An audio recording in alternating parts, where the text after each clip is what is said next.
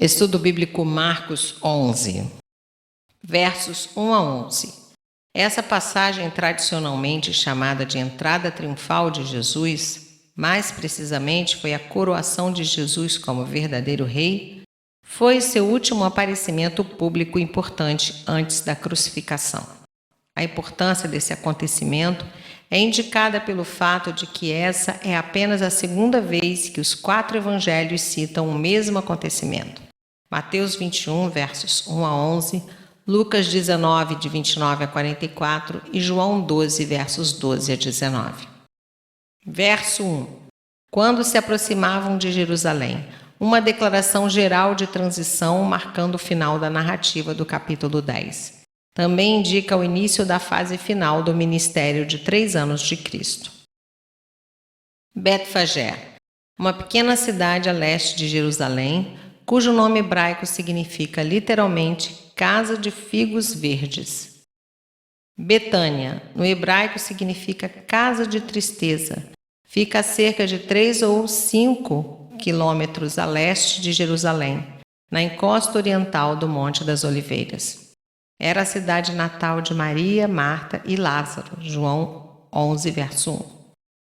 Monte das Oliveiras, a leste de Jerusalém, cerca de 60 metros acima da colina do templo, e de onde se tem uma visão espetacular de Jerusalém, especialmente do templo.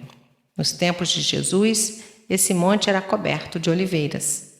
Porém, os romanos, durante o cerco de Jerusalém, no ano 70 d.C., destruíram essas árvores. Essa montanha se localizava entre Betânia e Jerusalém. Verso 2. Ide à aldeia. Deve ser a de Betfagé. Achareis preso. Não sabemos se Jesus combinara algo anteriormente com o dono do jumentinho ou não. Pode se tratar, por outro lado, de mais um caso em que Jesus mostra sua presciência. Ninguém montou. Para cumprir Zacarias 9:9, pelo fato de que o uso real ou sagrado exigia que o artigo nunca tivesse sido usado. Números 19:2, Deuteronômio 21:3. Verso 3. O Senhor. É estranho encontrarmos esse título para Jesus nessa altura. Pode ser uma reverência ao dono. Se é Jesus quem está em evidência, afirma-se aqui que ele tem autoridade e direitos sobre quaisquer coisas. Verso 7. Suas vestes. Elas serviram de sela para o jumentinho. Jesus o montou. Os profetas do Antigo Testamento ensinaram por intermédio de ações dramáticas. Jeremias 19, Ezequiel 4, versos 1 a 3. A entrada triunfal, a purificação do templo, versos 15 a 19, e a ceia do Senhor, capítulo 14, versos 22 a 26, são ações dessa natureza. Jesus aqui se apresenta como o Messias que vem se oferecendo em paz, sem armas e sem exército. Zacarias 9:9, Lucas 19:39. Verso 8. Ramos. O Salmo 118 celebra a procissão do Messias real. Verso 9. Hosana. Uma transliteração grega das palavras aramaicas Ó salva-nos, Senhor. Salmo 118, 25. A multidão gritava frases desse salmo.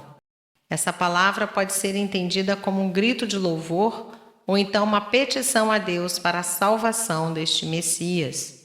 Mateus 21, 9.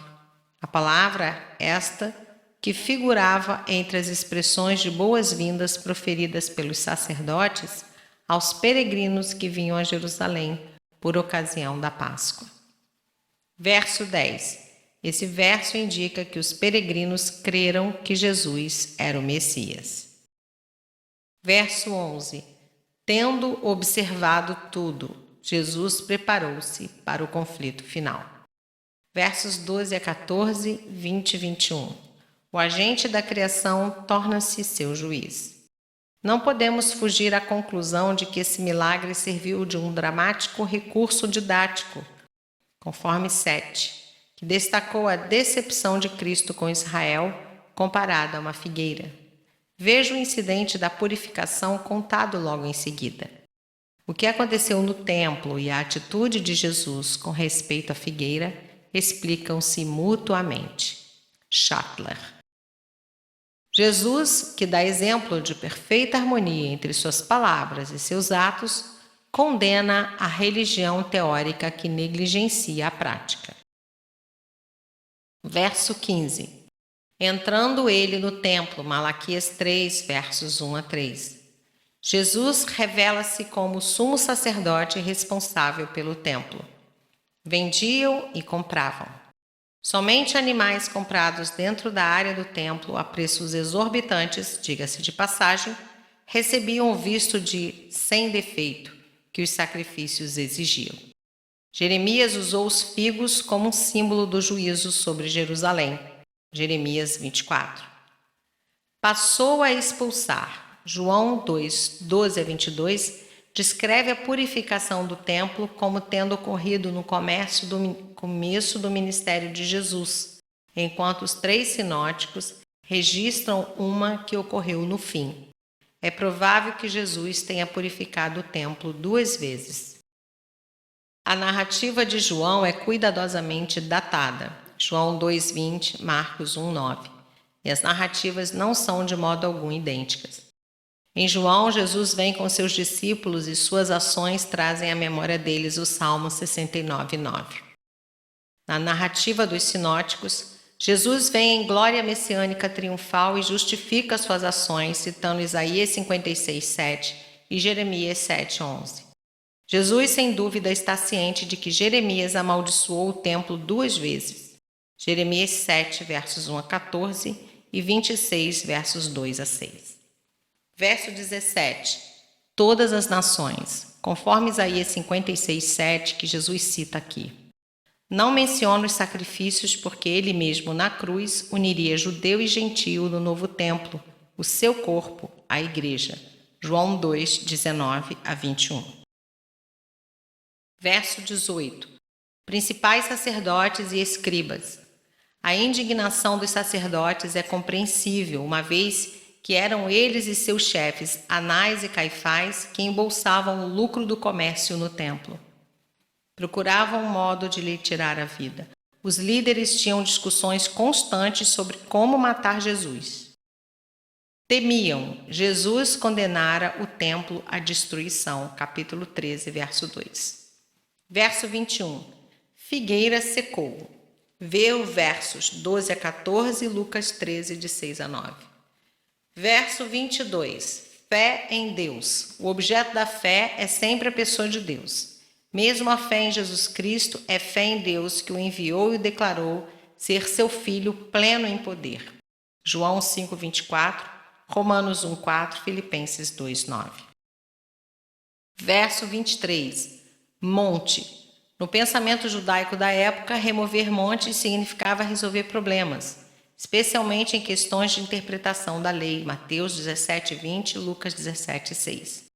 Quem ora com verdadeira fé não enfrenta dificuldades insuperáveis. Não duvidar. Tiago 1, 6 e 2, verso 4. Nota homilética, verso 25. Exigências da oração. Primeiro, fé em Deus, não em nós mesmos. Verso 22. 2. Fé superior às dúvidas. Verso 23. 3. Petição. Tudo pedirdes. Tiago 4, 3. 4. Perdão para todos os que nos ofenderam. Mateus 6, versos 12 e 14. 1 Pedro 3, 7. Verso 26. Mas se não perdoardes. Um dito semelhante é encontrado em Mateus 6, de 14 e 15. Essa é a única ocorrência do termo ofensas em Marcos, uma palavra que indica desvio ou afastamento do caminho da verdade e da retidão. Verso 27, templo. Trata-se do pátio dos gentios, mais especificamente o pórtico de Salomão ou pórtico real no lado sul do pátio. Verso 11, João 10, 23, Atos 5, 12. Principais sacerdotes. O grupo que se encontrou com Jesus muito provavelmente incluía Caifás e Anás, que serviram juntos por diversos anos. Lucas 3, verso 2. Devido à importância dessa confrontação, o capitão do templo, segundo oficial mais elevado, talvez estivesse presente também. Verso 28. Com que autoridade? As autoridades de Jerusalém procuram expor Jesus como arrogante, sem nenhum status oficial para agir dentro do templo. João 1, 19 a 22. Por essas coisas, as autoridades se referiam à purificação do templo. João 2, 18. Dizia-se que o templo só devia ser purificado pelo Sinédrio por um profeta ou pelo Messias.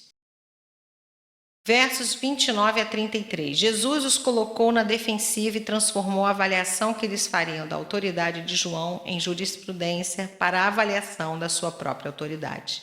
Jesus mostra que a rejeição da comissão divina de João implica numa rejeição dele mesmo. Com efeito, Cristo estava forçando os homens a exercerem o papel deles de guias religiosos do povo e fazer um registro da avaliação de seu ministério e do de João. Verso 30, o batismo de João. A resposta de Jesus silencia os teólogos profissionais detentores do poder, cortando pela raiz a pretensão de uma tal autoridade oficial absoluta. A autoridade profética, por definição, não pode ter uma fonte humana, Gálatas 1, versos 11 e 12. Ela é atestada por Deus e exige submissão. Com a resposta de Jesus, constata-se uma última pergunta implícita. Reconheceis e vos submeteis à minha autoridade? Respondei. Esse desafio feito por Jesus está registrado apenas em Marcos. Isso implica que os judeus não tiveram coragem de responder honestamente à sua pergunta.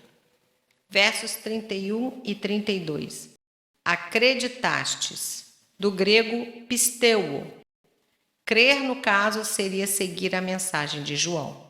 Com essa pergunta, Jesus colocou esses líderes religiosos nas garras de um dilema. Verso 33. Não sabemos, nem eu tampouco vos digo. Jesus esconde a verdade daqueles que não se submetem honestamente a ele.